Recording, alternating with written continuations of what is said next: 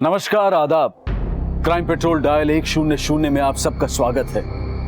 एक बेहतर कल की उम्मीद में संघर्ष तो हम सभी करते हैं, लेकिन क्या ये ख्याल रखते हैं कि आने वाला कल गुजरे हुए कल का हिसाब चुकता करता है?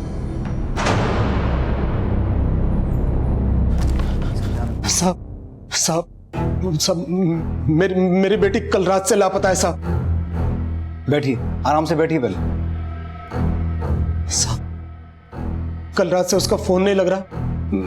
मैंने बहुत मिलाया, यहाँ वहां ढूंढा भी, लेकिन कहीं नहीं मिली साहब। उसकी फोटो है आपके पास? जी, पारुल नाम है इसका। ये मोबाइल फोन रखती है अपने पास? जी साहब। नंबर दीजिए। जी, 9 8 2 4 6 8 6 3। उसकी उम्र, रंग, कद सब कुछ लिखवाइए। उम्र 19 साल, रंग गोरा, कद 5.25 साढ़े 5 फुट होगा साहब। पहन के रखा था उसने? सलवार सूट ही पहनती है। पारुल के घर के आसपास पूछताछ करो, शायद कोई इंफॉर्मेशन हाथ लगे। सर,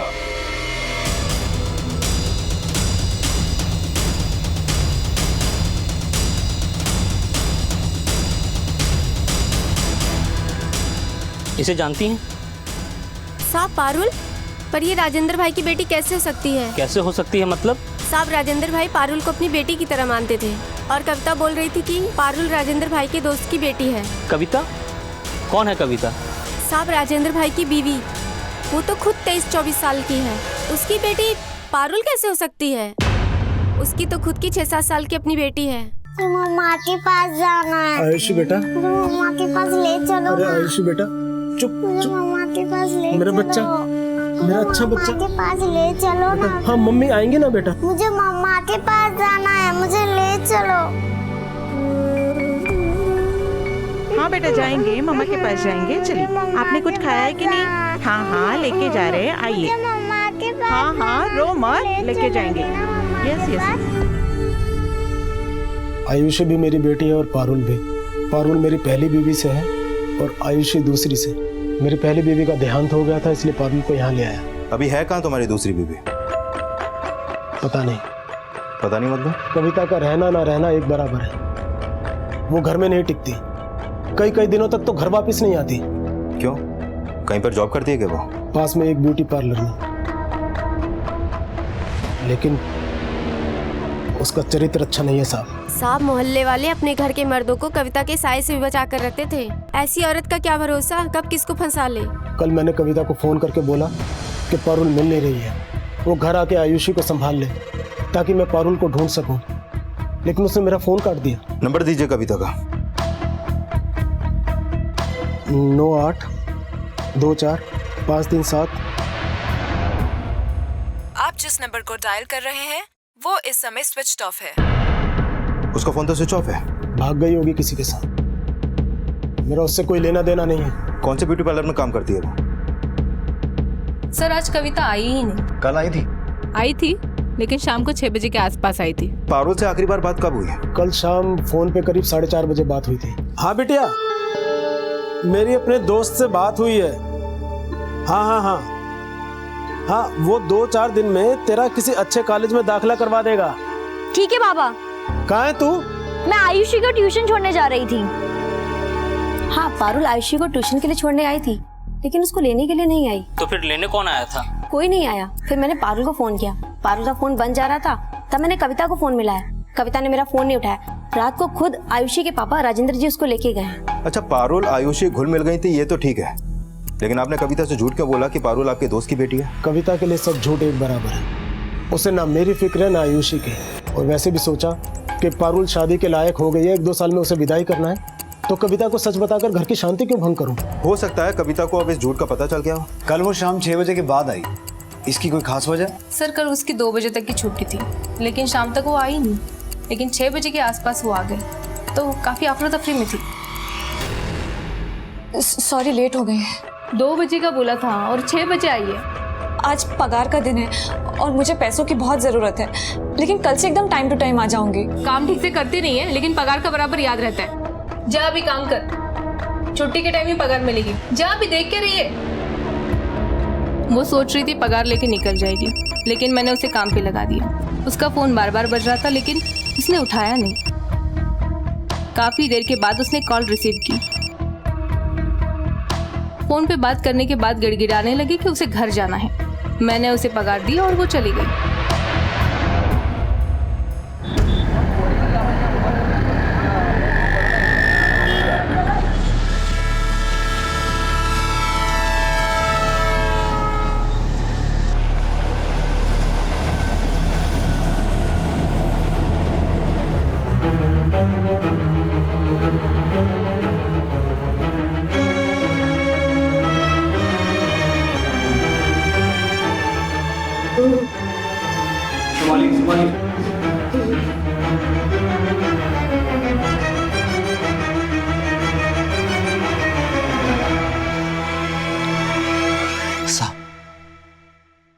साहब वो हमारी बेटी पारुल नहीं है। हमारी बेटी मर नहीं सकती साहब। हम तो यही चाहेंगे कि पारुल सही सलामत हो। फिर भी आपका और डेड बॉडी का डीएनए मैच करके देख लेते हैं। शिरके आइए, जाइए। चलिए।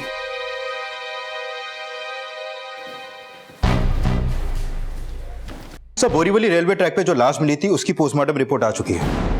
हत्या गला घोंटकर की गई है। और सर, उस शाम 8 बजे कविता को गोरेगांव के एक पीसीओ से कॉल आया, लेकिन राजेंद्र का फोन उसने ब्यूटी पार्लर से निकलने के बाद 8:15 बजे उठाया। सर, राजेंद्र के इस बयान में भी सच्चाई है कि कविता अच्छे चरित्र की नहीं थी, क्योंकि उसको शहर के अलग अलग पीसीओ से अक्सर कॉल आते थे। सर, हो सकता है कि कविता नहीं चाहती थी कि राजेंद्र को उसके लवर्स का पता चले, इसलिए उसने अपने लवर्स से पीसीओ से कॉल करने के लिए बोला। लेकिन कामत, हमें जानना ही है कि कविता के अफेयर्स का पारुल के गायब होने से क्या कनेक्शन है। कनेक्शन हो सकता है सर। पारुल ने आयुषु का शाम 4 बजे ट्यूशन छोड़ा, लेकिन लेने नहीं पहुंची। और फिर जब ट्यूटर ने कविता को फोन किया, लेकिन कविता ने फोन नहीं उठाया। और ठीक शाम 5:30 बजे जब पारुल का फोन ऑफ होता है, तब उसके फोन की लोकेशन उसके घर वाले एरिया की थी। और वहीं पे कविता 6 बजे तक ब्यूटी पार्लर नहीं पहुंचती है, लेकिन उससे पहले उसके फोन की लोकेशन उसी एरिया की थी जहां पे पारुल का फोन ऑफ होता है। राजेंद्र के घर जाओ फौरन। सर।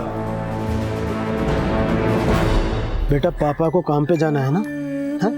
आप उषा ताई के साथ जाओ और देखो, इन्हें परेशान मत करना है?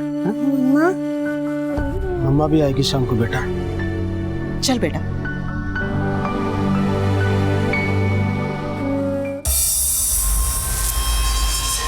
साहब, आप पारुल का कुछ पता चला?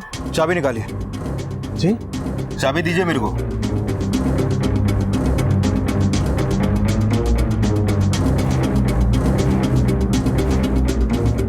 पूरा घर चेक करो। तुम उधर जाओ।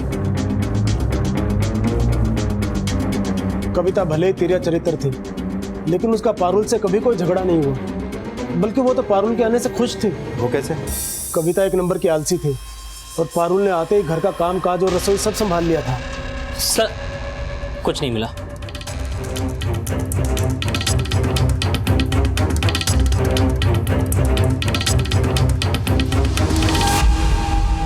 सर, मैंने राजेंद्र का घर अच्छी तरीके से चेक किया, लेकिन किसी तरह के ब्लड स्टेन या मर्डर का कोई भी क्लू नहीं मिला। पारुल और कविता का अचानक गायब हो जाना यह संदेह खड़ा कर रहा था कि शायद कविता पारुल की हत्या करके फरार हो गई है, और कविता के चरित्र से जुड़े खुलासे भी इस थ्योरी को स्ट्रॉन्ग बना रहे थे। लेकिन रेलवे ट्रैक के पास मिली डेड बॉडी का डीएनए पारुल के पिता के डीएनए से मैच नहीं हुआ था। अगर वो बॉडी पारुल की नहीं है, तो पारुल के साथ ऐसा क्या हुआ जो वो अचानक लापता हो गई? और ये कविता के गायब होने का क्या राज है? सर, पारुल के कॉल रिकॉर्ड्स में एक अंकित नाम के लड़के का भी नंबर है, और इन दोनों के बीच में अक्सर कॉल होते थे। सर, अंकित का ये नंबर बिहार का है, लेकिन पिछले 1.5 महीने से ये नंबर मुंबई में एक्टिव है। ये देखिए सर। लेकिन सर, गौर करने वाली बात यह है कि पारुल का यह नंबर उसके पिता राजेंद्र के नाम पे तो रजिस्टर्ड है ही, लेकिन राजेंद्र के दिए गए नंबर के अलावा एक और नंबर पारुल के रिकॉर्ड में है, वो भी राजेंद्र के नाम पे रजिस्टर्ड है, और पारुल अक्सर इस नंबर पे भी कॉल करती थी। सर, पारुल का मोबाइल अजमेर में कुछ देर के लिए ऑन हुआ था।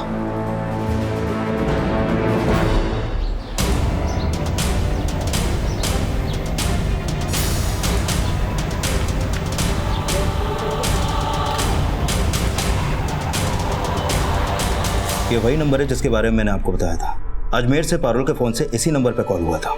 इसका मतलब ये हुआ कामत कि इस कॉल रिकॉर्ड में कविता और अंकित के फोन नंबर के अलावा 3 नंबर ऐसे हैं जो राजेंद्र के नाम पर रजिस्टर्ड है। एक वो नंबर जो पारुल यूज करती थी, जो अभी अजमेर में ऑन हुआ है। दूसरा राजेंद्र का अपना नंबर जो वो खुद इस्तेमाल करता है। और तीसरा वो नंबर जिस पर अभी अजमेर से कॉल हुआ। ये नंबर कौन इस्तेमाल करता है? सर, पारुल के पिता राजेंद्र जी आए।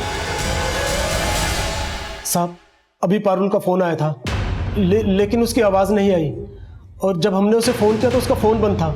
हमें पारुल की बहुत फिक्र हो रही है साहब। वो नंबर अजमेर में एक्टिव था, वहीं से कॉल हुआ। पारुल अजमेर क्यों जाएगी साहब? ये तो हमें आप बताइए। हमें तो कुछ समझ नहीं आ रहा साहब। समझ में तो हमें भी एक बात नहीं आ रही है। आपने हमें जो अपना नंबर दिया था वो अलग है, लेकिन अभी अजमेर से जो कॉल हुआ वो अलग नंबर पर कॉल हुआ। जी साहब, ये मेरा दूसरा नंबर है। दरअसल पारुल के पास मुंबई की आईडी नहीं थी, मैंने उसे अपनी आईडी से सिम खरीद कर दिया, तो अपने लिए एक नया सिम ले लिया। क्यों? हम इलेक्ट्रिशियन हैं साहब, ये हमारे पुराने नंबर पर बराबर से नेटवर्क नहीं आता, इसलिए हमने ये नया नंबर लिया ताकि इस नंबर पर फोन ना लगे तो पार्टी दूसरे नंबर पर कॉल कर सके और काम हाथ से ना जाए साहब। ये अंकित कौन है? पारुल का मंगेतर है साहब। अंकित बहुत अच्छा लड़का है साहब। जब से पारुल गायब हुई है अंकित बहुत परेशान रहता है। अभी है कहाँ अंकित? मुंबई में ही है। देखिए, हम कह रहे हैं ना, आप चिंता मत ही कीजिए। हम अपने चाचा को फोन करते हैं और कहते हैं कि अपनी पार्टी का अजमेर शाखा में कोई कनेक्शन निकालें और अपने किसी कार्यकर्ता को पारुल की तलाश में लगा दें। ठीक है? ठीक है। अच्छा, हम आपसे बाद में बात करते हैं। कोई आया है? जी जी बिल्कुल, खैरियत।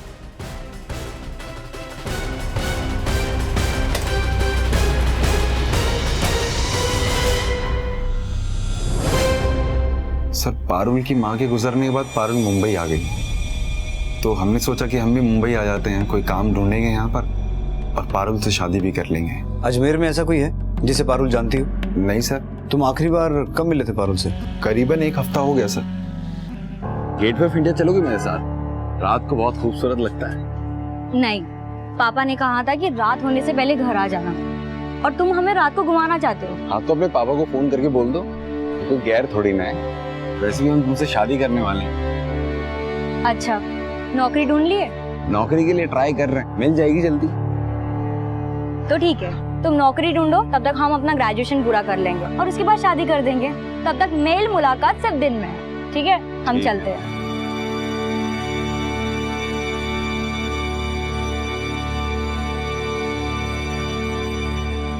पारुल की सौतेली माँ कविता के बारे में उसने कभी कुछ बताया तुम्हें? कभी कभी बात करती थी वो उनके बारे में। क्या बात करती थी? पारुल बेटा, पारुल। सर, अभी पारुल का फोन फिर से अजमेर में ऑन हुआ है, पर लोकेशन दूसरी थी, और इस बार भी राजेंद्र के नए नंबर पे कॉल हुआ है सर। राजेंद्र को फोन लगाओ। हाँ साहब, उसका फोन आया था लेकिन उठाते ही कट गया। सर, मैंने अजमेर पुलिस को दूसरी लोकेशन के बारे में अपडेट कर दिया है, पर पारुल का फोन जिस लोकेशन पर पहले ऑन हुआ था वहां से कोई लीड नहीं मिला है सर। ये बात तो तय है कामत, ये फोन पारुल नहीं कोई और कर रहा है। सर, हो सकता है ये कविता हो। पता लगाओ कविता का अजमेर से क्या कनेक्शन है।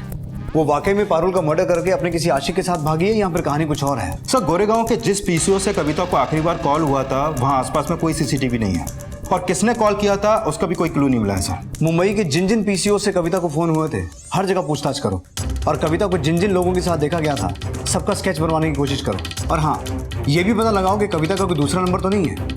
पारुल अजमेर गई या फिर सिर्फ पारुल के नंबर को अजमेर ट्रैवल करवाया गया? इस पहेली को समझने के लिए हमें कविता से जुड़े सभी लोगों का पता लगाना होगा। पारुल के फोन से किए गए ब्लैंक कॉल्स वाकई कविता द्वारा किए गए थे, ये पता लगा पाना फिलहाल मुश्किल था। कविता के कई अफेयर्स के बयान तो सामने आए थे, लेकिन वो अपने किस प्रेमी के साथ फरार थी ये पता लगाना भी आसान नहीं था, क्योंकि उसकी जिंदगी में कोई एक प्रेमी नहीं था। लेकिन ये माना जा रहा था कि इन अपराधों में कविता के किसी न किसी लवर का भी हाथ हो सकता है, जिसका पता करने के लिए एक तरफ मुंबई पुलिस उन लोगों का पता लगा रही थी जिनका कविता से अफेयर हो सकता था, वहीं दूसरी तरफ अजमेर पुलिस भी इस केस से जुड़ी इंफॉर्मेशन जुटाने का प्रयास कर रही थी। सर, कविता के दूसरे किसी नंबर का तो पता नहीं चला, लेकिन ये उन आदमियों के फोटोग्राफ्स और स्केच है जिन्होंने कविता को पीसीओ से कॉल किया था।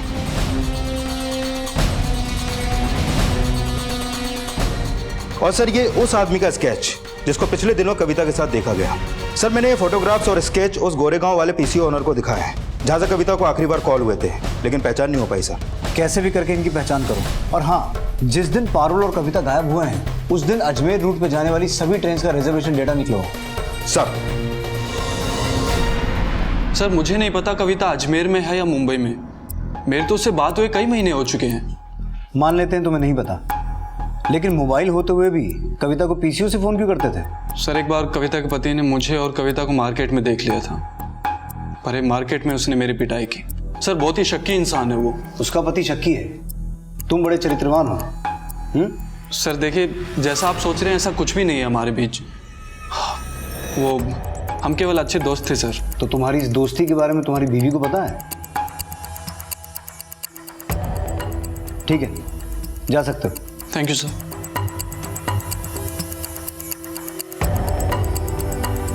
सर, जिस रात पारुल लापता हुई उस रात 11:15 बजे जयपुर दुरंतो में कविता, उसकी बेटी आयुषी और किसी मनीष के नाम पे टिकट बुक थी। मनीष? वो कमीनी मनीष के साथ? इनमें से कौन है मनीष?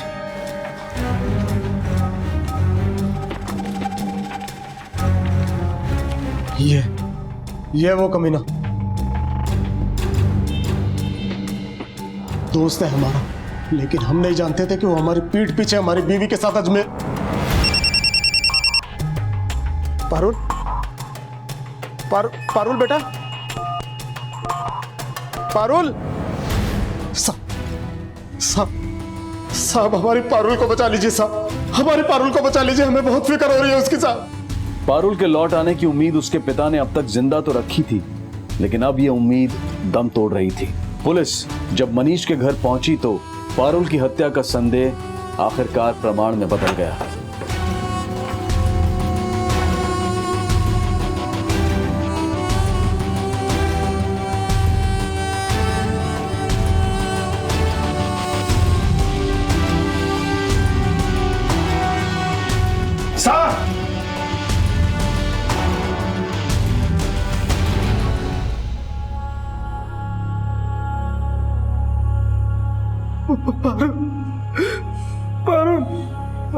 पारुल बेटा,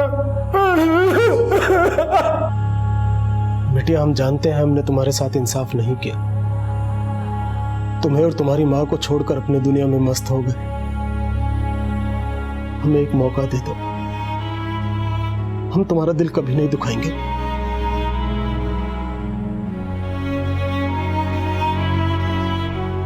पारुल ने अपने पिता को उनकी भूल सुधारने का मौका तो दिया, लेकिन जिंदगी ने उससे जीने का मौका छीन लिया। पारुल की डेड बॉडी मिलने के बाद पुलिस ने कविता और मनीष की तलाश तेज कर दी। सर, पारुल के पिता ने जो मनीष का नंबर दिया था वो भी हत्या वाली रात से बंद है। अजमेर पुलिस से कहो कि मनीष और कविता की तलाश तेज कर। सर, पुलिस अब अजमेर में कविता और मनीष तक पहुंचने की लीड तलाश रही थी, लेकिन पारुल की हत्या क्यों और किन हालात में हुई, इस हत्या का मोटिव क्या था? क्या कविता को पता चल गया था कि पारुल राजेंद्र की पहली पत्नी की बेटी है? लेकिन अगर कविता को किसी के साथ भागना ही था तो उसे राजेंद्र और पारुल के रिश्ते से क्या फर्क पड़ता था? ऐसे कई और पहलू इस केस से जुड़े थे जिनके समीकरण जोड़ने की कोशिश की जा रही थी।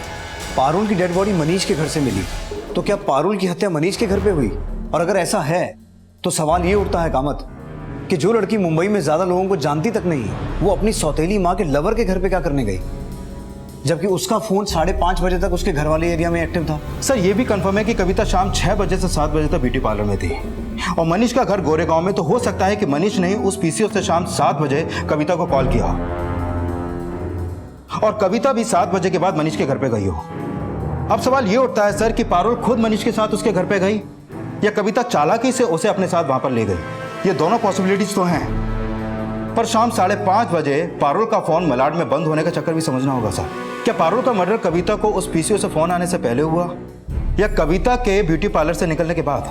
सवाल यह भी उठता है कामत कि अगर उस दिन अजमेर की ट्रेन में मनीष, कविता और आयुषी तीनों के टिकट बुक थे, तो फिर ये दोनों आयुषी को अपने साथ लेके क्यों नहीं गए?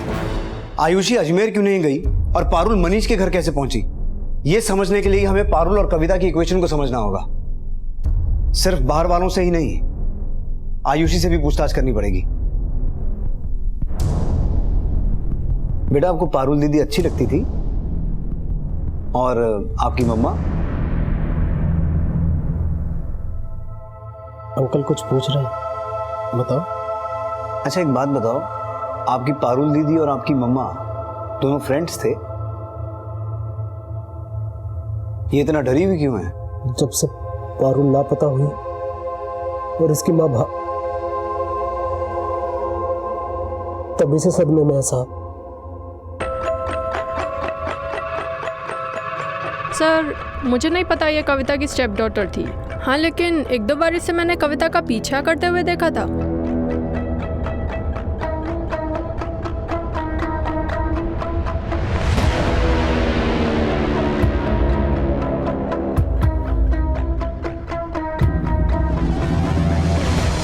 सर, कविता के ब्यूटी पार्लर के कलीग, आयुषी के ट्यूशन टीचर और कुछ पड़ोसियों ने बताया कि पिछले दिनों पारुल को कविता की जासूसी करते हुए देखा गया। सर, उनके बयानों से तो लगता है कि पारुल कविता की जासूसी कर रही थी और शायद कविता का पीछा करते करते वो उस रात मनीष के घर पे पहुंची।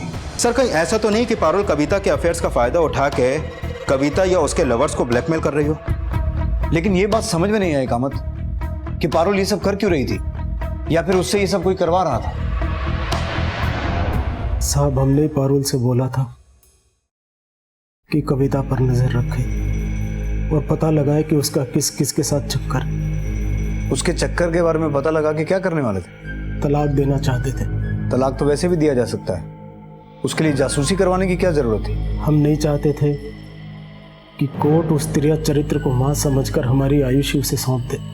हम अपनी पारुल और आयुषी का पालन पोषण खुद करना चाहते थे, इसलिए उसके खिलाफ सबूत जुटाकर तलाक देने की सोची। क्या क्या सबूत जुटाए? कोई सबूत नहीं। पारुल की हत्या से कुछ दिन पहले ये बेवकूफ ख्याल हमारे दिमाग में आया।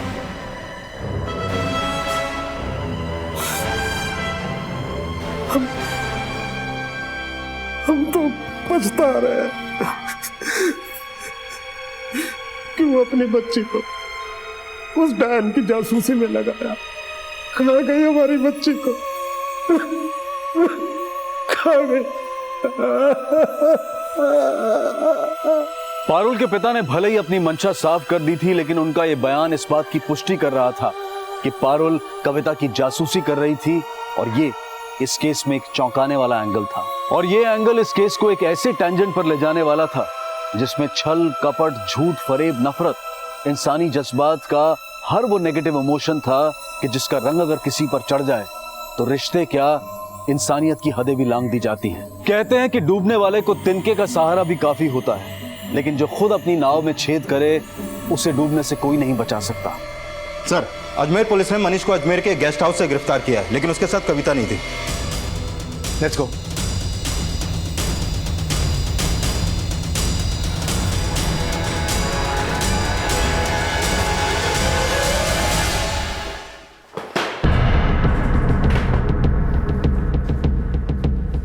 सर, कविता कहाँ है मुझे नहीं पता।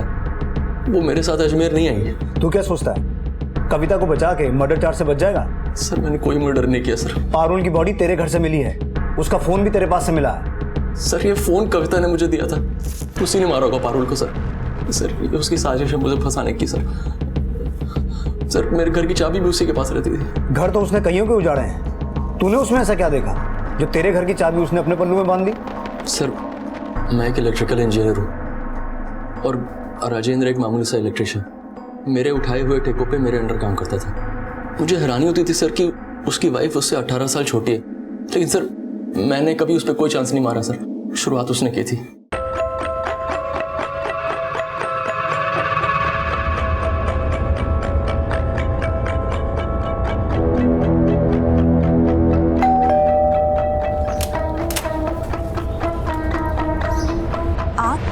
राजेंद्र है क्या घर में? नहीं, वो तो नहीं है, लेकिन आप अंदर आइए ना। नहीं, मैं चलता हूँ। अरे नहीं, आइए तो प्लीज आइए। खूबसूरती में ऐसा बहका कि उसको संभाल नहीं पाया। हमारी मुलाकातें बढ़ने लगी। तब उसने बताया कि राजेंद्र उसे मारता था, उस पर शक करता था। कुछ दिन पहले मुझे अजमेर से एक जॉब ऑफर हुई तो। मनीष, देखो ना कितना छोटा सा गंदा सा घर है, मुझे नहीं रहना इस घर में। तुम मुझे अपने साथ अजमेर ले चलो ना प्लीज। लेकिन राजेंद्र क्या? मुझे नहीं रहना उस खड़ूस के साथ। मैं तुमसे शादी करना चाहती हूँ। सच? हमारे अजमेर जाने का प्लान तो अगले महीने का था, लेकिन उस दिन अचानक उसका कॉल आया। हाँ बोलो। मनीष, हमें आज रात ही अजमेर जाना होगा। आज रात? सवाल मत करो, और जल्दी से पैकिंग करके मुझे फ़ोन करो, ठीक है? मैं वेट कर रही हूँ तुम्हारा। मैंने पैकिंग की और उसे कॉल किया, वो घर आके बोली कि मनीष तुम जाओ, मैं तुम्हें अजमेर में मिलूंगी। लेकिन तुम तो सवाल मत करो, राजेंद्र को पता लग गया है कि हम दोनों भाग रहे हैं। पता लग गया मतलब? कैसे पता लग गया? राजेंद्र ने अपनी बेटी पारुल को हमारी जासूसी में लगा रखा है। उसकी फ़ोन में हमारी फ़ोटोज़ भी हैं। वो यहीं आ रहा है, तुम प्लीज़ जल्दी से निकलो। और तुम कैसे आओगी? उसने आयुषी को कहीं छुपा दिया है। मैं कैसे भी करके आयुषी को लेकर अजमेर पहुंच जाऊंगी, लेकिन तुम जाओ, वो यहीं आ रहा है। अगर तुम दोनों का सामना हो गया तो बहुत बड़ी प्रॉब्लम हो जाएगी। और हाँ, ये फ़ोन मुझे दे दो, वो मेरे फ़ोन का बैलेंस ख़त्म हो गया है। लेकिन मैं तुमसे कॉन्टैक्ट कैसे करूँगा? अरे पारुल का मोबाइल दिया ना मैंने तुम्हें, लेकिन अभी ऑन मत करना, अजमेर पहुँच कर ही फ़ोन करना। और मैं तुम्हें ये एक नंबर दे रही हूँ, इस वाले नंबर पे कॉल करना, लेकिन मेरे फ़ोन पे बिल्कुल कॉल मत करना। ये नंबर किसका? ये मेरा नया नंबर है। इस नंबर पे कॉल करने के लिए बोला था सर।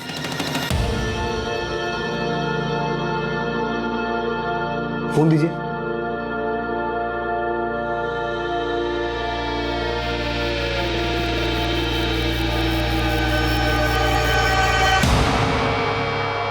सर ये तो वही नंबर है।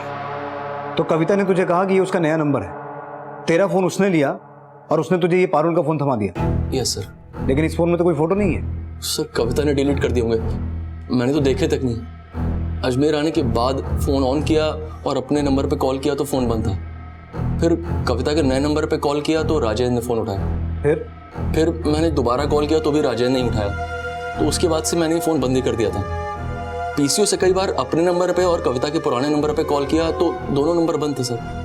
अगर कविता तेरे साथ नहीं आई तो फिर टिकट आयुषी, कविता और तेरे नाम पे बुक क्यों किया था? सर टिकट तो मैंने तभी बुक करा ली थी जब कविता ने अजमेर भागने की बात कही थी। लेकिन सर उस टिकट पे मैं अकेले ही अजमेर आया, ना मेरे साथ कविता थी ना आयुषी थी।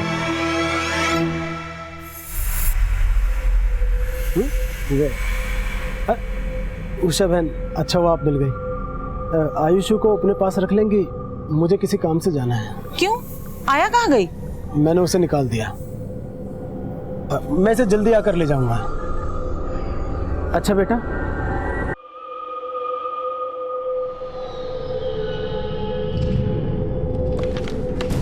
सर जिस ट्रेन से मनीष अजमेर गया था उस ट्रेन के टीटी से बात हुई। उस टिकट पर मनीष अकेला अजमेर गया था और अजमेर के गेस्ट हाउस में भी वो अकेला रुका था। ना तो वहां कविता को देखा गया और ना ही अजमेर में कहीं भी कविता के देखे जाने का क्लू मिला है सर।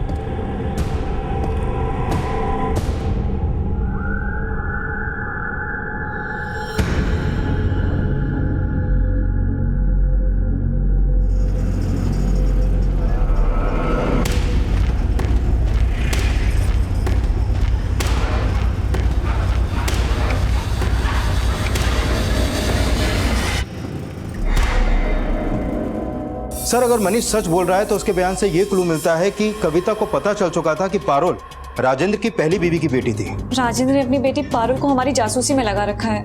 और राजेंद्र ने भी बताया था कि वो पारुल से कविता की जासूसी करवाता था। कविता का मोबाइल पारुल के हाथ लगा तो हो सकता है कि कविता के हाथों पारुल का मर्डर हो गया हो। पर सवाल ये उठता है कामत कि क्या कविता ने मनीष को अजमेर सिर्फ इसलिए भगाया क्योंकि वो पारुल की लाश को उसके घर में ठिकाने लगाना चाहती थी? अगर ऐसा है तो ये काम अकेली औरत के बस का नहीं लगता। सर हो सकता है उसका साथ उसके किसी आशिक ने दिया हो और मनीष को फंसा कर वहां से उसके साथ निकल गई हो। यह भी हो सकता है कि कविता कहीं भागी ना हो, बल्कि पारुल की हत्या के बाद वो राजेंद्र के बदले की शिकार बन गई हो।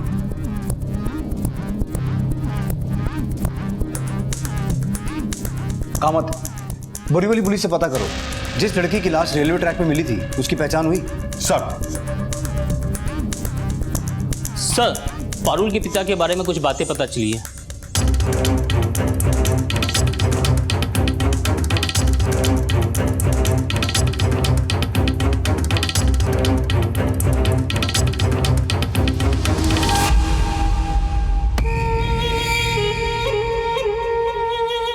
सर वो औरत वही है जिसे पारुल के पिता ने आयुषी की आया बना के रखा था। राजेंद्र ने इस औरत को बोरीवली के एक लॉज के बाहर से रिसीव किया था और कुर्ला स्टेशन से बिहार की ट्रेन में बिठा दिया। राजेंद्र की दोहरी शख्सियत सामने आने के बाद बोरीवली रेलवे ट्रैक पर मिली लाश का डीएनए कविता की बेटी आयुषी से मैच किया गया और डीएनए रिपोर्ट से साफ हो गया कि वो लाश राजेंद्र की दूसरी बीवी कविता की ही थी। साहब, हमने कविता को नहीं मारा। हमारा यकीन कीजिए, हम सच बोल रहे हैं साहब। कैसे यकीन करें तेरा? तेरी पहली बीवी मर चुकी है ना किशोरी?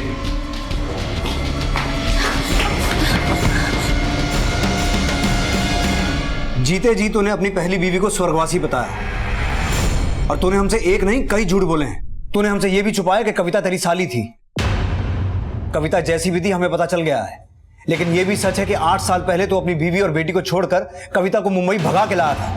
वो हमारी जिंदगी की ऐसी गलती थी जिसका खामियाजा हम आज तक भुगत रहे हैं। लेकिन यह भी सच है कि कविता ने गांव से मुंबई आने के लिए हमारा सीढ़ी की तरह इस्तेमाल किया।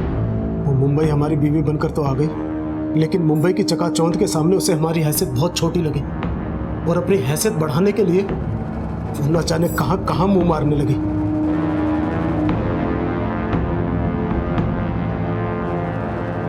अगर आज के बाद तूने मेरी बीवी से बात की ना तो साले मार दूंगा तुझे। हमें ये एहसास होने लगा था कि वो सुधरेगी नहीं, लेकिन गलती सिर्फ कविता की नहीं थी। हमने भी 8 साल पहले ये गलती की थी और हमें भी अपनी गलती का धीरे धीरे एहसास होने लगा था। बेटा, हम जानते हैं हमने तुम्हारे साथ इंसाफ नहीं किया। तुम्हें और तुम्हारी माँ को छोड़कर अपनी दुनिया में मस्त हो गए। हमें एक मौका दे दो, हम तुम्हारा दिल कभी नहीं दुखाएंगे। बच्चे को मत फुसलाओ, समझे ना? पहले उस कुलच्छनी को अपनी जिंदगी से दूर फेंको, फिर हम समझेंगे कि तुम्हें अपने किए पे पछतावा है। हम उसे छोड़ देंगे सरला, लेकिन हम आयुषी को अपने साथ रखना चाहते हैं। अगर तुझे आयुषी की इतनी फिक्र होती तो अपने अपराधों पर पर्दा नहीं डालता। पारुल की मौत का जिम्मेदार भी तू ही है, क्योंकि तू उससे कविता की जासूसी करवाता था। तू ये भी जानता था कि कविता और मनीष भागकर अजमेर जाने वाले हैं। तूने ही आयुषी को नजरबंद करके रखा था। इसकी वजह से कविता के हाथों पारुल का मर्डर हुआ और इतना कुछ होने के बावजूद तू हमारे पास नहीं आया, कविता की जान के पीछे पड़ गया।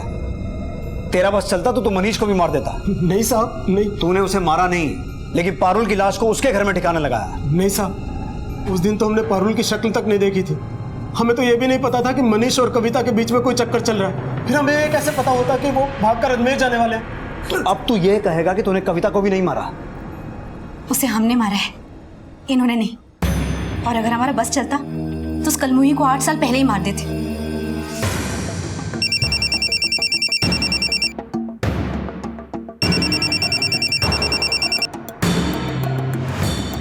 फोन नहीं उठा रही है। अगर मेरी पारुल को कुछ हुआ ना तो देख लेना मैं तुमको क्या करती हूँ। अरे कुछ नहीं होगा, शांति रख, मिलाता हूँ।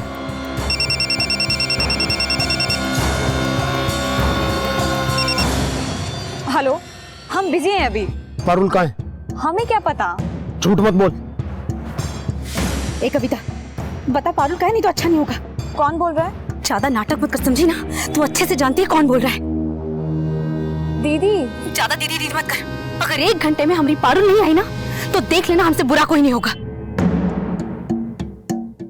बेटा, अब तू सो जा। मुझे मम्मा के पास जाना है, ले चलो ना। मम्मा के पास ले जाएंगे। मैं तुम्हारी मम्मा को यहीं लेकर आऊंगा। हाँ, सो जा मेरा अच्छा बच्चा, सो जा। कहाँ है मेरी बेटी आयुषी? पहले बता मेरी बेटी पारुल कहाँ है? अरे हमने कहा ना हमें नहीं पता। अरे ऐसे कैसे नहीं पता? तुझे पता मेरी बेटी पारुल कहाँ है? हमें नहीं पता। कविता, सच बता दे। झूठ तो आप लोगों ने हमसे बोला है। आखिर ले आए ना दीदी और पारुल को यहाँ पर। मैं जा रही हूँ अपनी बेटी को लेने।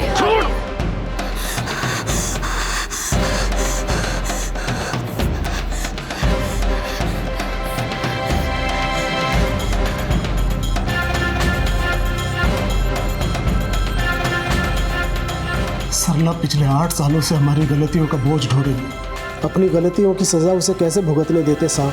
लेकिन हमें तो तब तक ये भी नहीं पता था कि हमारी पारुल जिंदा है भी या नहीं। हमने आपसे अब तक बहुत सारे झूठ बोले, लेकिन इस बार सच बोले। आप यकीन कीजिए साहब, सच बोले।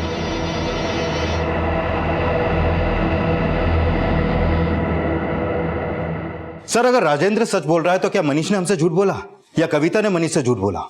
झूठ तो हमसे अंकित ने भी बोला था।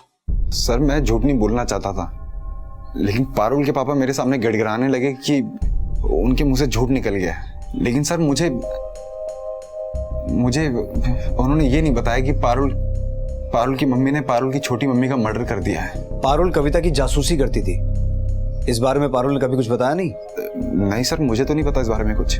तू उसका मंगेतर था, अक्सर उससे मिलता रहता था, कभी कुछ ऐसा नोटिस नहीं किया? नहीं सर, मैंने पारुल को कभी उसकी छोटी मम्मी कविता की जासूसी करते हुए नहीं देखा। पर हाँ, एक बार हम कैफे में थे और वहां पर हमने कविता को देखा था एक आदमी के साथ, और सर वो आदमी उसे पैसे भी दे रहा था। कौन आदमी? मुझे नहीं पता सर, मैं ऐसे बता नहीं पाऊंगा। इनमें से था कोई?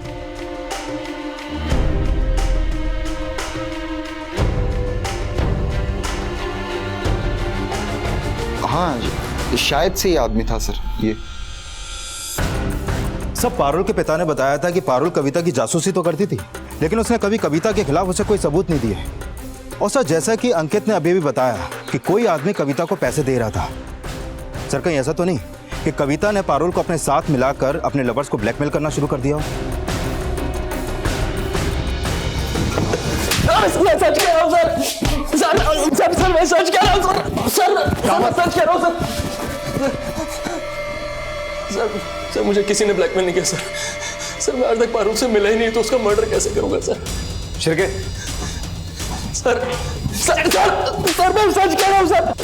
अंकित के बयान ने पुलिस के सामने जो एंगल रखा, उसकी पुष्टि के लिए पुलिस अब कविता से जुड़े उन सभी आदमियों से पूछताछ करने लगी जिनके साथ कविता का अफेयर था, और जल्द ही इस राज से पर्दा उठ गया। सर, कविता जिस ब्यूटी पार्लर में काम कर रही थी, वहां के लैंडलाइन नंबर से अंकित को एक बार कॉल हुआ था, और हत्या वाली रात अंकित ने अपने डेबिट कार्ड से बैग शॉप से एक बड़ा बैग खरीदा था। मतलब उसकी शान पट्टी उसी में भारी पड़ गई। नहीं, अब बोलेगा या तोड़े? बोलता हूँ साहब। अरे पारुल, तुम यहाँ? दोस्त है तुम्हारा? मुझे नहीं मिलवाओगी? पारुल ने कविता से झूठ बोला था कि मेरी और पारुल की मुलाकात मुंबई में हुई थी। सर, पारुल क्या उसकी जासूसी करती? वो खुद 2 कदम आगे थी।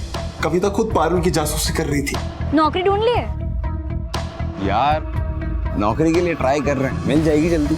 अच्छा ठीक है, तुम नौकरी ढूंढो, तब तक हम अपना ग्रेजुएशन पूरा कर लेंगे और उसके बाद शादी कर देंगे। तब तक मेल मुलाकात सिर्फ दिन में, ठीक है? अच्छा। हम चलते हैं। ठीक है।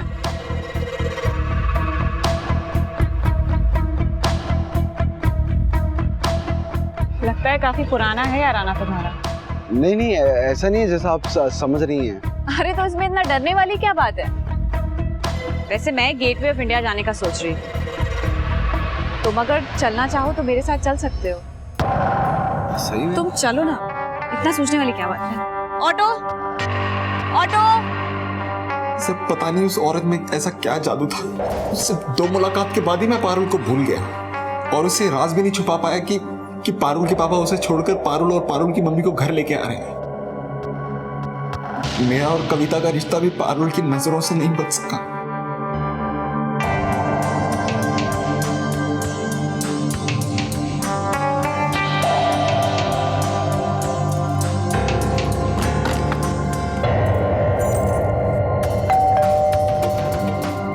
कोई आया है, एक सेकंड।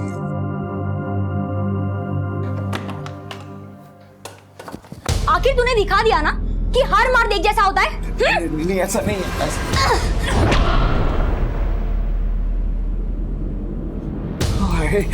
पारुल उठना।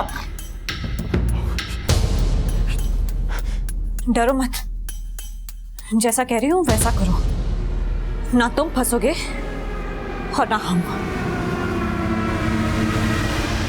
प्यार जब विश्वासघात में बदलता है तो धोखा खाने वाले की उम्मीदों के ही नहीं, कभी कभी उसकी जिंदगी के दरवाजे भी बंद कर दिए जाते हैं।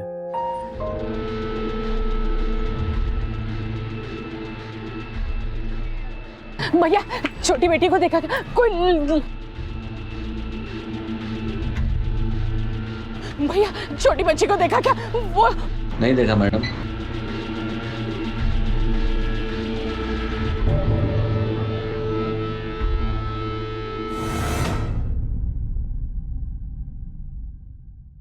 हर इंसान के मन में कुछ ऐसी दबी हुई ख्वाहिशें होती हैं जो हमेशा पूरी नहीं हो पाती।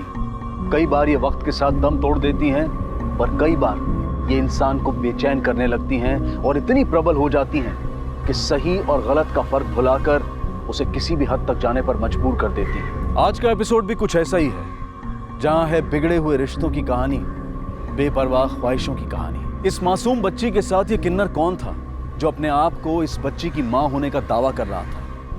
क्या वाकई कोई किन्नर एक बच्चे को जन्म दे सकता है? और अगर वाकई इस किन्नर ने इस बच्ची को जन्म दिया था तो फिर वो इसे दुख क्यों दे रहा था? आखिर इसकी मंशा क्या थी?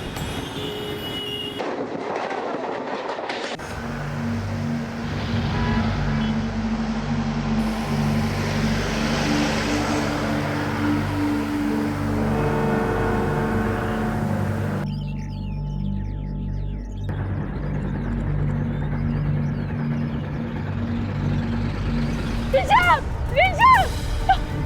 ऋषभ! मेरा बच्चा ऋषभ! ऋषभ! ऋषभ! ऋषभ को किडनैप करके ले गया।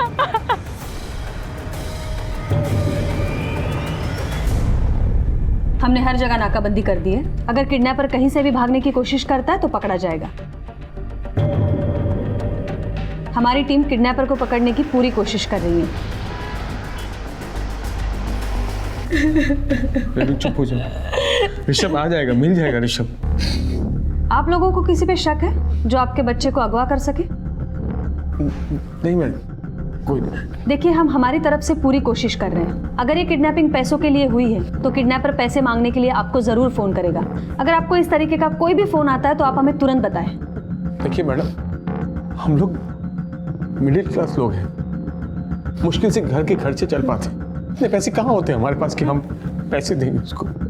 मिस्टर नाइक, आपकी किसी के साथ कोई दुश्मनी है या फिर कोई झगड़ा हुआ है जो बदले की भावना में आपके बच्चे को अगवा कर सके? किसी के साथ कहीं भी कोई अनबन हुई है? नहीं मैडम, ऐसा कुछ याद नहीं आ रहा है।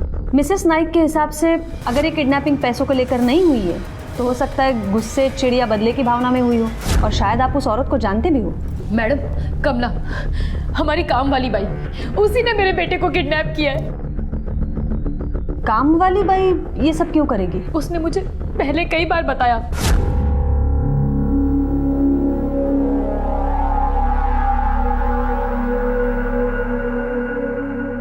लड़का नहीं है मेरे को, 3 लड़कियां पैदा की है मैंने, इसलिए मेरे सास और पति हमेशा सुनाते रहते हैं मुझे, आपके जैसे थोड़े ना मेरा नसीब जो पहली बार में लड़का हो जाए।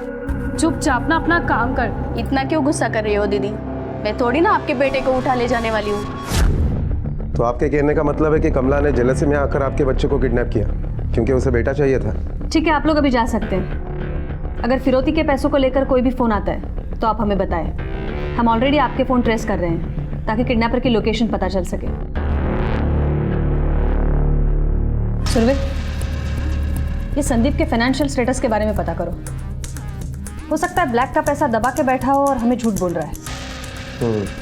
अगर ये किडनैपिंग पैसे के लिए हुई है तो किडनैपर इसका आगा पीछा तो जरूर जानता होगा, वरना ऋषभ को टारगेट नहीं बनाता।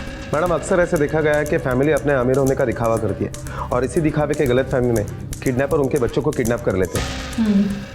एक काम करते हैं, ये कमला के बारे में भी इंक्वायरी करते हैं और संदीप के आस पड़ोसियों से भी पूछताछ करते हैं। शायद किसी ने उस औरत को देखा हो।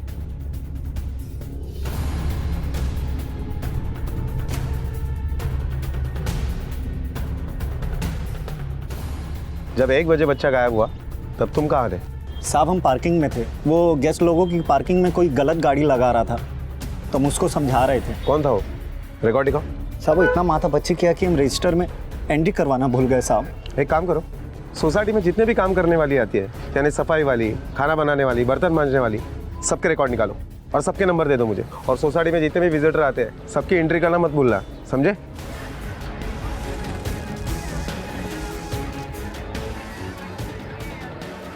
ये कमला कहाँ रहती है? कमला,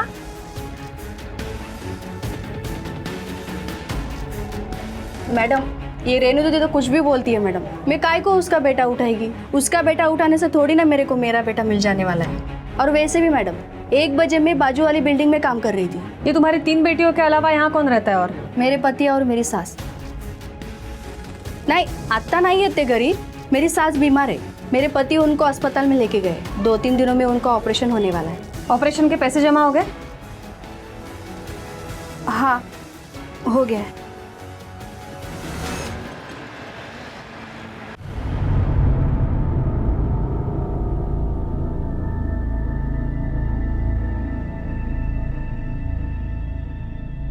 रेनू, रिलैक्स। कैसे? सब ठीक हो जाएगा। आओ। कैसे सब कुछ ठीक हो जाए? चिंता मत करो, सब कुछ ठीक होगा।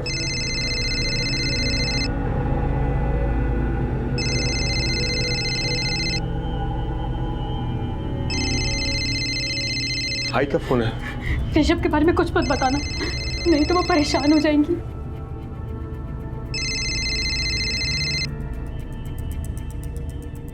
हाय, बोल। मैडम, हमने इंक्वायरी की तो उसमें पता चला कि कमला सच बोल रही है। जिस वक्त ऋषभ की किडनैपिंग हुई उस वक्त वो मिसेस भार्गव के घर पर काम कर रही थी और कमला का हस्बैंड उस वक्त काम पर था। मैंने वेरीफाई किया। सुरभि, कहीं ऐसा तो नहीं उसने ये काम अपने किसी जानने वाली औरत से करवाया हो? एक काम करो, ये कमला के कॉल रिकॉर्ड्स निकलवाओ जरा। Okay madam. और ये ऋषभ के लिए कोई रैंसम कॉल आया था? नहीं मैडम। नाइक फैमिली के फाइनेंशियल स्टेटस के बारे में कुछ पता चला? हाँ मैडम, हमने रेणु और संदीप दोनों के बैंक स्टेटमेंट चेक किए। दोनों के बैंक स्टेटमेंट से पता चलता है कि बिल्कुल मिडिल क्लास लोग हैं। रेणु एक हाउसवाइफ है और संदीप सैलून चलाता है। वॉचमैन और पड़ोसियों से पूछताछ की तो उनसे भी कोई नेगेटिव फीडबैक नहीं मिला। सुरभि, इसका मतलब है ये किडनैपिंग पैसों के लिए तो हुई नहीं है। एक काम करते हैं, संदीप के सैलून जाकर पूछताछ करते हैं। हो सकता है इनके बारे में वहां से कुछ पता चले। जिसकी माली हालत बेहद कमजोर थी, उसके बच्चे को किसने और क्यों किडनैप किया था? क्या पैसे की वसूली इसका मकसद था या फिर सच और भी भयानक था?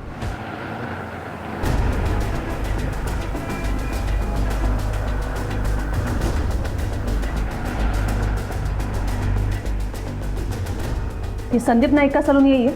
Yes ma'am. आपका नाम क्या है? साइली। आप यहाँ कितने साल से काम कर रही हैं? 3 साल से। ये संदीप नाइक का सैलून में किसी के साथ या फिर कहीं आजू बाजू कोई झगड़ा था? किसी के साथ कुछ प्रॉब्लम थी? जी नहीं मैम। ये साइली, उस एक्टर के साथ जो पंगा हुआ था वो बोलना। हाँ मैम, अभी 1 हफ्ते पहले एक कस्टमर के साथ सर का बहुत बुरा झगड़ा हुआ था। ये क्या हुआ मेरे फेस को? ये जल कैसे गया?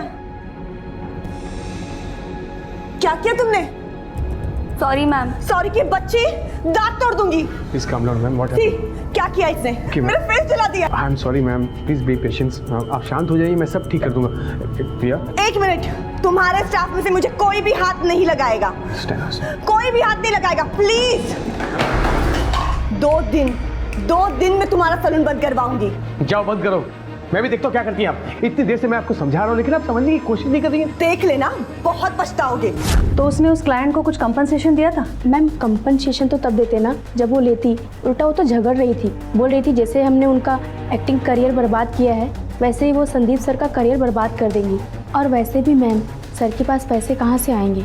क्यों, ये सैलून अच्छा नहीं चल रहा है क्या? कुछ खास नहीं चल रहा है। सुरभि, अगर ये सैलून ठीक से नहीं चल रहा है तो ये एम्प्लॉय की सैलरी कहाँ से देता है? नहीं मैम, अभी तक किसी को 2 महीने से सैलरी नहीं मिली है। मैडम, सरिता का एड्रेस और नंबर मिल गया। चलो।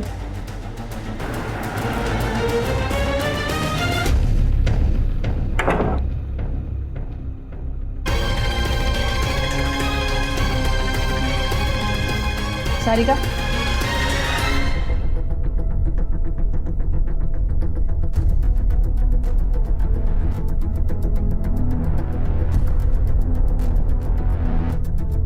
अगर बदला ही लेना होता मैम तो मैं उसे जान से मार डालती। उसके बच्चे को किडनैप करके क्या करूंगी मैं मुंबई आई थी हीरोइन बनने के लिए, लेकिन इस चेहरे के साथ कौन मुझे हीरोइन बनाएगा बताइए आप। वैसे आज दोपहर को 1 बजे कहाँ थी आप?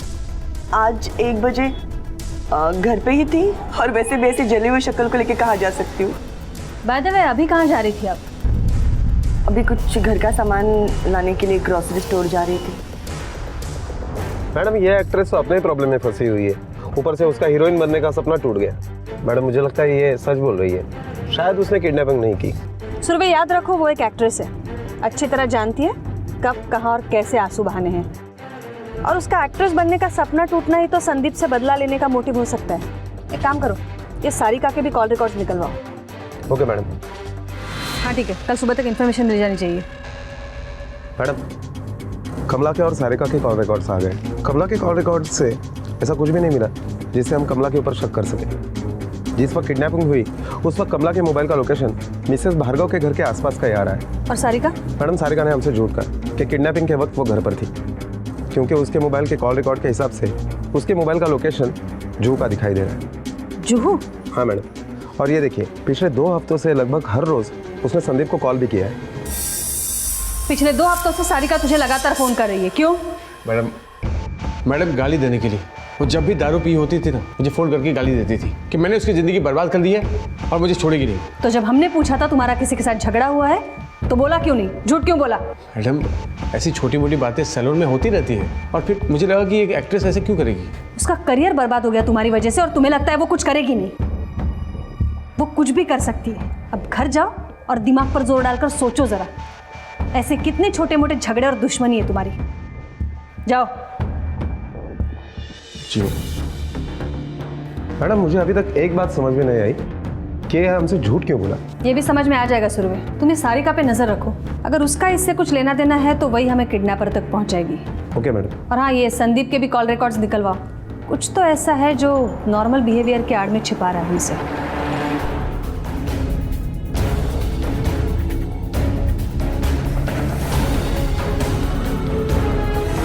मैडम, हमने संदीप के कॉल रिकॉर्ड निकलवाए। उसमें एक नंबर ऐसा मिला है जिस पर संदीप ने काफी बार फोन किया है, यहाँ तक कि रात के 2 बजे तक। किसका नंबर है ये? मैडम ये नंबर किसी जीनल वोरा के नाम पर रजिस्टर्ड है। हमने उसका एड्रेस भी निकाला है। सुरवे, ये संदीप जैसा दिखता है वैसा है नहीं।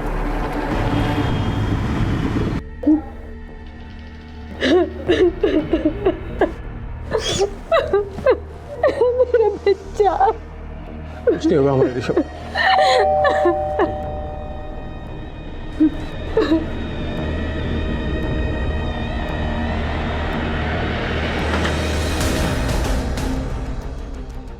आप लोग? ऋषभ मिल गया क्या? नहीं, मिला नहीं है, लेकिन मिल जाएगा। फिलहाल आपसे पूछताछ करनी है। मिस्टर नाइक, हमें बताइए ये जीनल वोरा के साथ आपका क्या रिश्ता है? जी वो मेरी क्लाइंट है सलून में। ये तुम्हारे कॉल रिकॉर्ड्स। क्या आपने हर क्लाइंट के साथ रात को 1 बजे तक बात करते हो क्या? क्या ये जीनल वोरा स्पेशल है तुम्हारे लिए? हाँ, वो मैं मतलब ये जी में वो सब बंद करो और सच बताओ, कौन है वो? जी वो मेरी गर्लफ्रेंड थी। मतलब क्या बोल रहे हो? क्या बोल रहे हो ये तुम? देखो अब ऐसा कुछ नहीं है, मैं सब कुछ तोड़ चुका हूँ। थी ना वो तुम्हारी गर्लफ्रेंड? देखो वो थी मेरी गर्लफ्रेंड। अभी तुमने मुझसे इतना बड़ा झूठ बोला। आप थोड़ा शांत रहेंगी? समझा करो, अभी कुछ नहीं है, मैं तुम्हें बताने वाला था। मर गई तुम्हारी रेनू तुम्हारे लिए। रेनू तिकडे गपचूप बस आणि आमच्या प्रश्नांची उत्तर दे। बैठ। सर चल बोल अभी, अफेयर क्यों तोड़ा? मैडम मुझे समझ में आ गया था कि मैं गलत कर रहा हूँ। मैंने खुद को उससे अलग कर लिया। मैं कभी उससे मिला नहीं बाबू, ना उसको फोन किया ना कभी मिला उसको। मैंने बात की, यकीन कीजिए सर। मैडम ये संदीप अभी भी झूठ बोल रहा है। मुझे लगता है हम अपने तरीके से इसे झटका देते हैं तो शायद सब कुछ सच उगल दे। सुरभि, हम ये तहकीकात ऋषभ के लिए कर रहे हैं, ना कि संदीप के एक्स्ट्रा मैरिटल अफेयर के लिए। अगर सख्ती बरतते तो ये बात किडनैपर तक पहुंचेगी और किडनैपर बच्चे को नुकसान पहुंचा सकता है। हो सकता है जीनल आज भी संदीप से प्यार करती हो और ऋषभ उसके रास्ते का सबसे बड़ा रोड़ा हो सकता है ये बीवी को छोड़ सकता है लेकिन बच्चे को नहीं छोड़ना चाहता हो सकता है। मैडम मुझे लगता है हमें जीनल को उठा लेना चाहिए क्योंकि उसके पास एक किडनैपिंग का स्ट्रॉन्ग मोटिव है। एक काम करो, ये जीनल पर नजर रखने के लिए अपने कांस्टेबल लगा दो। जीनल या सारिका दोनों में से एक हमें किडनैपर या बच्चे तक पहुंचा सकती है।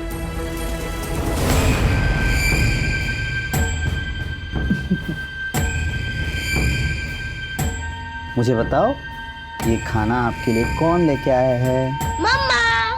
Good good. पुलिस को यकीन था कि ऋषभ को किसी औरत ने अगवा किया है, पर क्यों और किसने, ये सवाल अब भी मंडरा रहा था।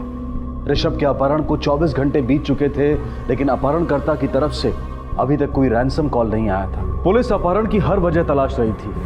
अपहरणकर्ता तक पहुंचने में देरी करना ऋषभ की जान को खतरे में डाल सकता था।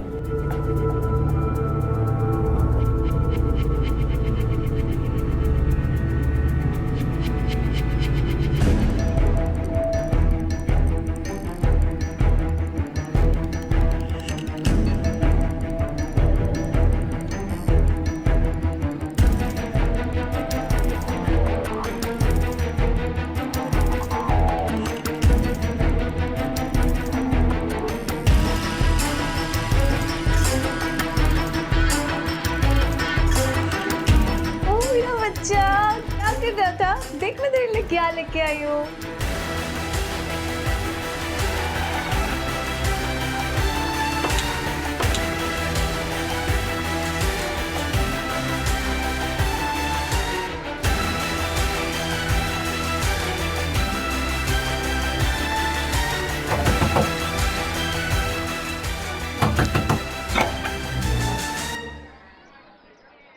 ऋषभ कहाँ है? कौन ऋषभ? मैं किसी ऋषभ को नहीं जानती। सुरवे हाथ भगा। आप क्या ढूंढ रहे हैं बताइए तो सही। मैडम बच्चा यहाँ है। मैडम लेकिन ये ऋषभ नहीं है। ये बच्चा मेरा और संदीप का है। शादीशुदा नहीं हुई इसलिए इसे अपने साथ नहीं रख सकती, इसलिए अपनी बाई लता के पास रखा है। मैं उसे इसके खर्चे के पैसे देती हूँ, वो पैसे मुझे संदीप ही देता है। तो ऋषभ के होते हुए संदीप आपको और आपके बेटे को एक्सेप्ट नहीं कर रहा था, इसलिए आपने ऋषभ को किडनैप किया। क्या ऋषभ किडनैप हो गया? हुआ नहीं है, आपने करवाया है। सर मैंने ऐसा कुछ भी नहीं किया, सच में नहीं किया। मेरा और संदीप का रिश्ता तो कब का खत्म हो चुका है। अच्छा, तो ये रिश्ता कब का खत्म हो चुका है, फिर भी आपने उसको कल सुबह और दोपहर को फोन किया था, क्यों? देखिए चुप रहने से कुछ नहीं होगा, हमारे पास आपके कॉल रिकॉर्ड्स हैं और लोकेशन है। जब ऋषभ किडनैप हुआ तब आप उसके घर के पास थी। मैं वहाँ इसलिए गई थी कि संदीप मेरे कॉल्स नहीं उठा रहा था, वो मुझे इग्नोर कर रहा था मैम। और तो और उसने मेरे बच्चे के खर्चे के पैसे भी देना बंद कर दिया। तो मैंने सोचा कि अब उसके घर जाकर ही उससे बात करना ठीक होगा, इसलिए मैं वहाँ गई थी। ए भाई रुको, अरे कहाँ? ओ भाई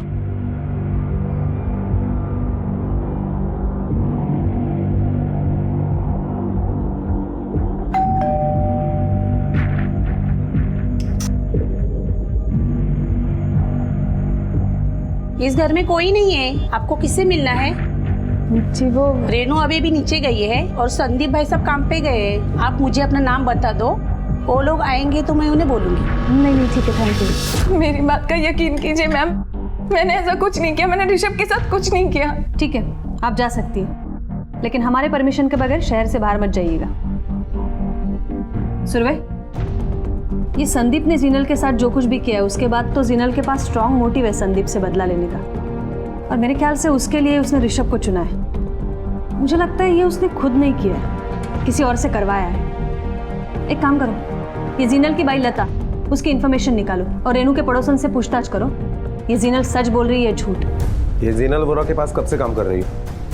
साहब मेम साहब के यहाँ बाबा पैदा हो गया ना, तब से काम कर रही हूँ। तुम्हारी मेम साहब का एक दोस्त है संदीप, जिसका बेटा गायब हुआ है, जानती हो संदीप को? हाँ जानती हूँ ना साहब, एक नंबर का चाप्टर आदमी है। मेम साहब को फंसाया और भाग गया। अच्छा हुआ, जैसा करेगा वैसा ही भरेगा ना साहब। मेम साहब से हमदर्दी है इस वजह से, या पैसों के लिए तुमने ऋषभ को उठाया? नहीं साहब, मैंने किसी को नहीं उठाया साहब, मैंने कुछ भी नहीं किया। कल दोपहर को 1 बजे कहाँ थी तुम? सब बाबा के साथ घर पे ही थी। तुम्हारा मोबाइल नंबर दो। हाँ 9822।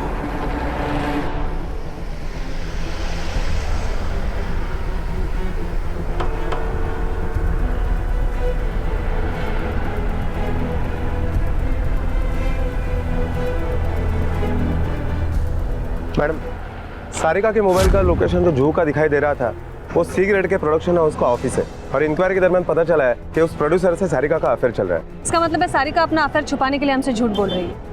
अच्छा, ये जीनल के बाई के बारे में कुछ पता चला? हाँ मैडम, लता के मोबाइल का लोकेशन सौरभ के किडनैपिंग के वक्त लता का घर का ही है, और नीतू के पड़ोसियों से जब हमने पूछताछ की तो उन्होंने बताया कि जीनल को संदीप का डोरबेल बजाते वक्त उन्होंने देखा था। सुरभि, या तो हम गलत दिशा में तहकीकात कर रहे हैं, या फिर ये संदीप और जीनल अब भी हमसे कुछ छुपा रहे हैं। अगर इन औरतों में से किडनैपिंग की जगह पर कोई नहीं था, तो फिर वो कौन औरत हो सकती है जिसने ऋषभ को किडनैप किया हो? तुम्हारी रगड़लियों की वजह से वो मेरे बेटे को उठा के ले गई। देखो मेरी तरफ, देखो। तुम्हें पता है, उठा कर ले गई, वो जान से मारने की चुड़ैल से। क्या करेंगे आप? मेरी बात सुनो रेनू, देखो मेरी बात सुनो रेनू, रेनू मेरी बात सुनो, दरवाजा खोलो रेनू। सारी गलती मेरी है, मेरी वजह से सब कुछ हुआ, सारी गलती मेरी है। ये ऋषभ के अलावा तेरा और एक बेटा है ना? बोल, जीनल से तुम्हारा और एक बेटा है ना? उसका खर्चा भी तू ही उठाता है, तो ये बात छिपाई क्यों हमसे? 2 महीने से मैं अपने सैलून के स्टाफ को सैलरी तक नहीं दी मैडम। जीनल को कहाँ से दे पाता मैं? लेकिन वो समझने को तैयार ही नहीं थी। उसे पैसों की बहुत जरूरत थी, मैं दे नहीं पा रहा था मैडम। वो मुझे ब्लैकमेल कर रही थी कि हमारे बारे में रेनू को सब कुछ बता देगी। मैं क्या करता मैडम? बहुत लंबा रिकॉर्ड है तुम्हारा। ब्लैकमेल और किडनैपिंग के बारे में तो जानते हैं हम, और कुछ है तो बोलो। बोलो ऋषभ को कैसे उठवाया? बोलो। मुझे मेरी वकील से बात करनी। हाँ, बात तो तुम कर सकती हो, लेकिन ऋषभ के मिलने के बाद, और जो संगीन जुर्म तुमने किया है ना, उसके लिए तो तुम्हारा वकील भी तुम्हें नहीं बचा पाएगा। कितना जबान काटिए मैं, जल्दी पैसा भेज पैसा, नहीं तो तेरी गर्दन काटेगी मैं। संदीप, संदीप, क्या हुआ? यहाँ मिला मुझे।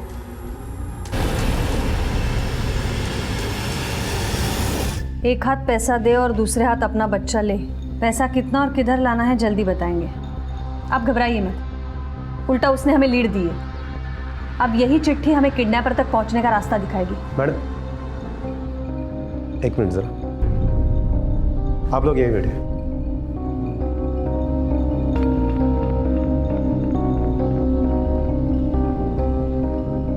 मैडम, मैंने उस बिल्डिंग के विजिटर रिकॉर्ड चेक किए, लेकिन उसमें ऐसी कोई भी एंट्री नहीं मिली जिस पर यह शक किया जा सके कि उसने वो चिट्ठी वहां रखी हो। लेकिन हाँ, कमला उस वक्त बिल्डिंग में आई थी काम करने के लिए, लेकिन वो भी उस विंग की तरफ गई नहीं। सुरभि, अगर बाहर का कोई इंसान आया नहीं है तो ऐसा तो नहीं है कि घर के किसी इंसान ने चिट्ठी दरवाजे पर लगाई हो? मैडम, कहीं आपका शक इन दोनों के ऊपर तो नहीं? कुछ भी हो सकता है। एक काम करा, हैंडराइटिंग एक्सपर्ट को बुलाओ, सबके हैंडराइटिंग सैंपल्स लो। ये संदीप, रेनू, जीनल, लता, सारिका, कोई नहीं छूटना चाहिए। Okay madam.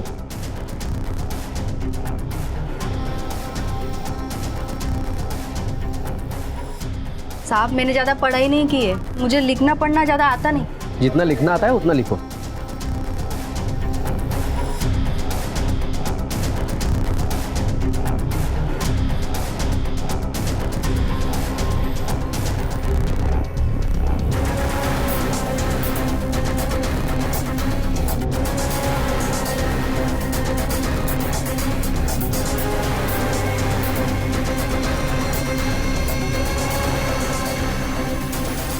सो ये हैंडराइटिंग आपको दिए हुए किसी भी सैंपल से मैच नहीं करती।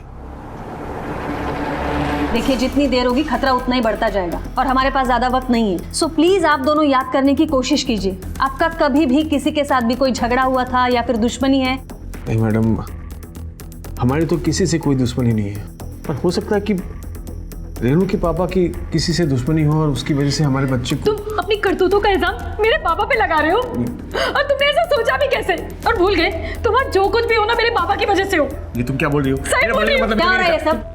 ये झगड़ा करने का वक्त नहीं है। हर एक सेकंड पे खतरा बढ़ता जा रहा है, हमें हर एक पॉसिबिलिटी चेक करनी है। अब आप बताएंगे आपके फादर कहाँ मिलेंगे? क्या ऋषभ किडनैप हो गया और किसी ने मुझे बताया तक नहीं? आपके दामाद का कहना है कि आपकी किसी दुश्मनी की वजह से ऋषभ को किसी ने किडनैप किया है। हमारे बिजनेस में दुश्मनी होते रहती है, मगर वो दुश्मनी हम बिजनेस में ही निकालते हैं। ऐसे नहीं होता कि किसी के घर वाले को किडनैप करने लगेंगे। ये आपके दामाद के बारे में क्या कहना है आपका? उसके बारे में क्या कहना है? जो है सो है, नसीब खोटा है उसका। और आपकी बेटी रेनू, उसके बारे में? रेनू के बारे में तो वो एक अच्छी लड़की है। मैडम, मला एक गोष्ट खूब खटकते, इतना रईस आदमी होने के बावजूद भी उसने अपनी बेटी की शादी संदीप जैसे मिडिल क्लास लड़के के साथ क्यों की? सुरभि, खटकने वाली बात एक नहीं दो है। एक, ये रेनू के बारे में पूछने के बाद यशवंत इतना बेचैन क्यों हो गया था, और दूसरी, जब रेनू को दरवाजे पर चिट्ठी मिली किडनैपर की, तब संदीप कहाँ था? मैडम, मैंने उससे पूछताछ की तो उसने कहा कि उस वक्त वो बाथरूम में था। सुरभि, हो सकता है बेशक चिट्ठी किसी और ने लिखी हो और रेनू ने शौक होने का नाटक किया हो हम सबको दिखाने के लिए। कुछ तो ऐसा है इस रेनू के बारे में जो हमें पता करना पड़ेगा, और इसके लिए हमें उसके पास में झांकना पड़ेगा। एक काम करा सुरभि, ये रेनू के सारे रिश्तेदार, कॉलेज के दोस्त, यशवंत के आजू बाजू रहने वाले सबसे पूछताछ करो। हो सकता है इस किडनैपिंग के तार आज नहीं, कुछ साल पहले ही बिछे हों। हो सकता है। पुलिस ने रेनू के पिता के घर में रेनू के बचपन से काम कर रहे स्टाफ से पूछताछ की, उसके कॉलेज में जाकर उसके अतीत को खंगाला, जहां उन्हें रेनू के कॉलेज के दिनों की करीबी दोस्त के बारे में पता चला।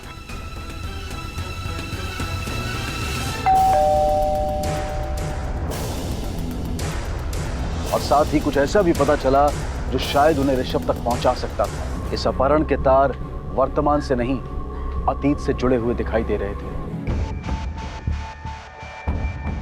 आइए मैडम, ये सुरेखा नगरकर, रेणु की कॉलेज टाइम की फ्रेंड। मैम, रेणु लड़की बुरी नहीं थी, वो एक रिच फैमिली से बिलोंग करती है, इसलिए बस थोड़ा सा एटीट्यूड में रहती थी। इसके अलावा रेणु के बारे में ऐसा कुछ था जो आपको एबनॉर्मल लगा? मैम, कॉलेज में रेणु का एक बॉयफ्रेंड था, निखिल सोमन नाम का। निखिल सोमन? मैम, उन दोनों का अफेयर लगभग 2 साल रहा था। उसके बाद अचानक से रेणु कहीं चली गई। निखिल ने उसे बहुत ढूंढने की कोशिश की, लेकिन उसका कुछ पता नहीं चला। मैम, मुझे कुछ दिन पहले ही रेणु मिली थी। मुझे तो तभी पता चला कि उसकी शादी हो गई है किसी और से। मैम, मैं तो उसकी बेस्ट फ्रेंड थी कॉलेज में, फिर भी उसने मुझे अपनी शादी में नहीं बुलाया।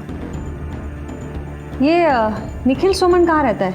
मैम, कॉलेज के बाद तो हम कभी नहीं मिले, इसलिए मुझे नहीं पता कि वो कहाँ रहता है।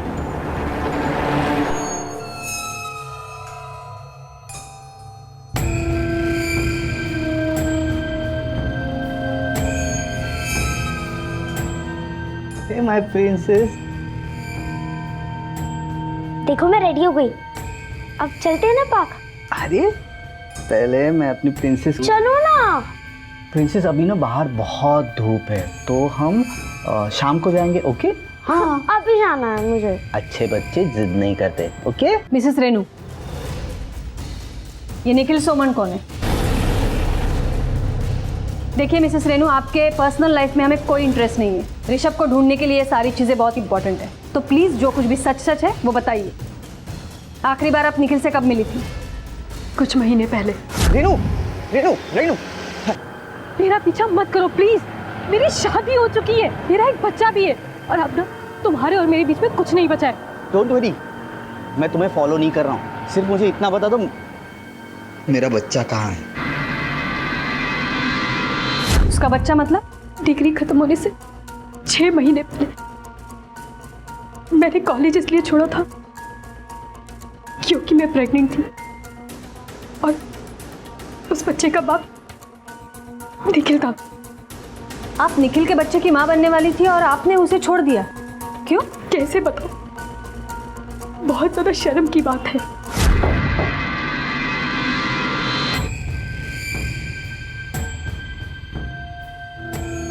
वो एक आदमी के साथ साथ एक औरत बन के भी रहना चाहता था।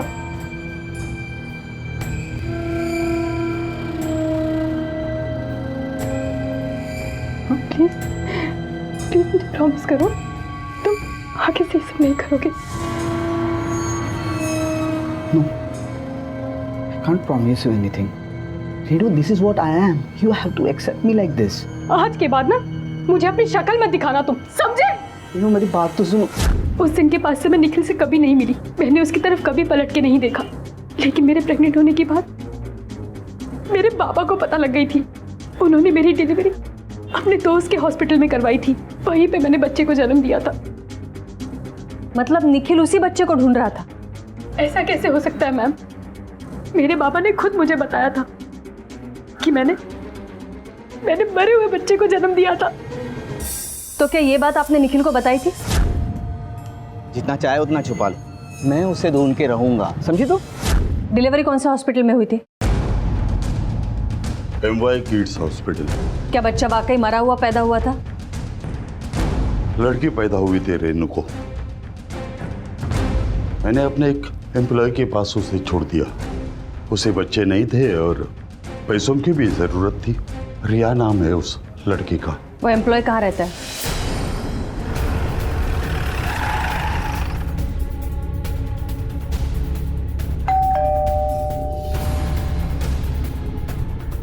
रिया कहाँ है? मैंने पूछा बच्ची कहाँ है? मैम वो रिया, मैंने पूछा बच्ची कहाँ है? मैडम वो 3 महीने पहले किडनैप होगी मैडम। क्या? तो बच्ची की किडनैपिंग की कंप्लेंट लिखवाई थी पुलिस में? नहीं मैडम। बच्ची किडनैप होती हो, तुम लोग पुलिस में कंप्लेंट तक नहीं लिखवाते हो। यशवंत को बताया था? यशवंत साहब हमें बच्ची पालने के पैसे दे रहे थे, अगर बताते तो पैसे आने बंद हो जाते। कमाई का एक ही जरिया था मैडम। बच्चा किडनैप होते हुए देखा था किसी ने? हाँ मैडम, मैंने देखा था। किसने उठाया था? आदमी था, औरत थी? रिया! रिया! मैडम, वो किन्नर था, उसने साड़ी पहनी हुई थी। निखिल और किन्नर के बीच क्या कनेक्शन है? सुनो एक काम करा, रेनू के कॉलेज जाओ और निखिल के एडमिशन फॉर्म से उसका फोटो लेकर आओ। Okay ma'am. Madam admission record से ये फोटो मिली है, लेकिन इसमें तो ये काफ़ी छोटा लग रहा है और अब तक तो शायद इसका हुलिया भी चेंज हुआ होगा। सुनो एक काम करा, ये स्केच आर्टिस्ट को बोलकर इस लड़के के फोटो से 32 साल के आदमी का स्केच बनाओ और दूसरे स्केच में उसी को औरत बनाओ। Okay madam.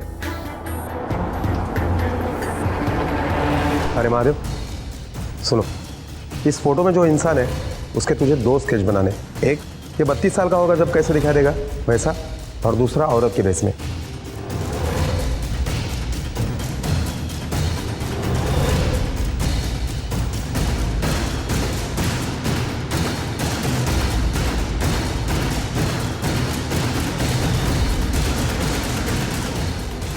Madam sketch ready हो गया।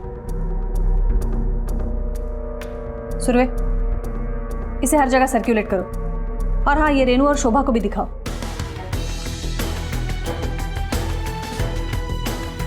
ये निखिल ही है। निखिल? ये निखिल है कौन? और इंस्पेक्टर साहब आप ये स्केच आप मेरी पत्नी को क्यों दिखा रहे हैं?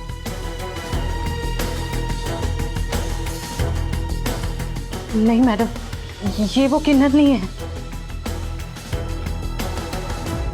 सुरवे, ये निखिल को औरत बनने का शौक है, लेकिन वो किन्नर नहीं है। और इस तरह के लोग जब रास्ते पे आते हैं तो उनके साथ हंसी मजाक होता है। हो सकता है उसके इसी शौक की वजह से उसका किसी के साथ पंगा हुआ हो और पुलिस में कोई केस दर्ज हुआ हो। एक काम करो, सारे स्टेशंस में अलर्ट करवा दो। इस तरीके का कोई भी केस अगर दर्ज हुआ है तो हमें डिटेल्स भेजें। Okay ma'am. निखिल की जानकारी के साथ पुलिस की रिया और ऋषभ को बचाने की उम्मीद बढ़ चुकी थी। उन्हें लग रहा था कि दोनों अपहरण निखिल नहीं किए हैं, लेकिन हकीकत कुछ और थी। निखिल के पास तो सिर्फ रिया थी, तो फिर ऋषभ कहाँ था? या निखिल और उस किन्नर में भी कोई कनेक्शन था? और तभी इन्वेस्टिगेटिंग टीम को एक पुलिस स्टेशन से निखिल के खिलाफ दर्ज हुए एक केस से उसके बारे में कुछ और जानकारी मिली। मैडम, मालवाड़ी पुलिस स्टेशन में निखिल के खिलाफ एक कंप्लेंट दर्ज है और जिसमें उस पर आरोप है कि औरत के भेस में उसने पब्लिक प्लेस में झगड़ा भी किया और मारपीट भी की। गुड, फाइनली हमारे हाथ लग ही गया ये। एड्रेस क्या लिखा है कंप्लेंट में उसका?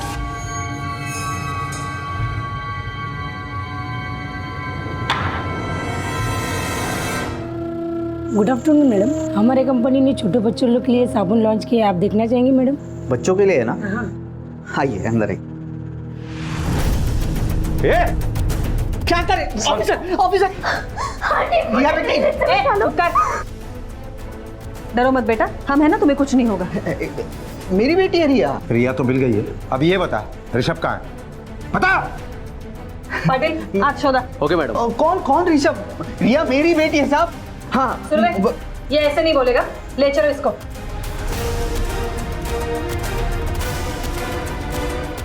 मैंने कुछ किया ही नहीं है। मैंने कहा ना। हाथ खोलिए ना मैडम। चल तू, गली मेरी बेटी है। चल डरो नहीं, डरो नहीं, हम है ना। चल देखो, हम जानते हैं कि तुमने ही ऋषभ को अगवा करवाया है, तो अगर बेटी चाहिए तो बताओ ऋषभ कहाँ है? ऋषभ मेरे पास नहीं है, वो बबीता के पास है। कौन बबीता? बबीता एक किन्नर है। बबीता कितनी रोती है रे तू। मैंने कहा ना पैसे दूंगी मैंने जबान दी है, पर पहले मेरी बेटी ला के दे मुझे, उसके बाद ऐसी पार्टी बताऊंगी कि जन्म भर यहाँ बैठ के खा पाएगी। देगी। डन। बबीता ने मुझे मेरी बेटी ला के दी थी रिया, इसी के बदले में मैंने उसे रेनू के बेटे ऋषभ को उठवाने का आइडिया दिया। और तूने ये सब इसलिए किया ताकि तू रेनू से बदला ले सके? सिर्फ रेनू से नहीं, उसके बाप से भी।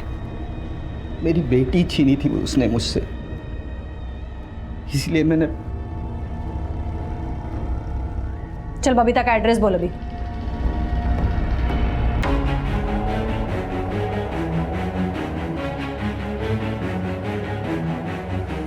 पाटिल ताला तोड़ा।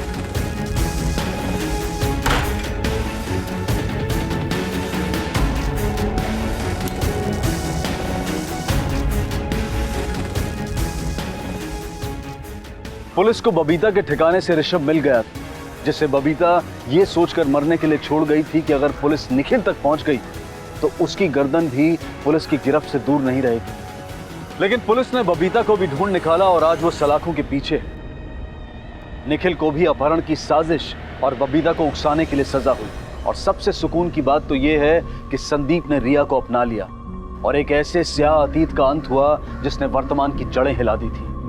किसी के किए की सजा किसी और को मिली और ऋषभ बेवजह गेहूं में घुन की तरह पिसकर अपने बोलने की क्षमता किसी अनजान वजह से खो बैठा। रिश्तों का बनना बिगड़ना जितना आसान दिखता है उतना होता नहीं है, इसलिए रिश्तों का चुनाव बहुत सोच समझ कर करें, क्योंकि कब अतीत वर्तमान में आकर खड़ा हो जाए कहा नहीं जा सकता और जिसका अंजाम कई बार बहुत महंगा हो सकता है। इसी विचार के साथ मैं अनूप सोनी अब आपसे विदा लेता हूं। फिर मुलाकात होगी अगले एपिसोड में एक और चौंका देने वाले केस के साथ। तब तक अपना और अपने परिवार का ख्याल रखें और देखते रहें क्राइम पेट्रोल डायल 100। सबक एक को सीख हम सबको। जय हिंद। क्राइम पेट्रोल के और भी दिलचस्प कहानी देखने के लिए हमारे चैनल को सब्सक्राइब करें और बेल आइकॉन दबाना न भूलें।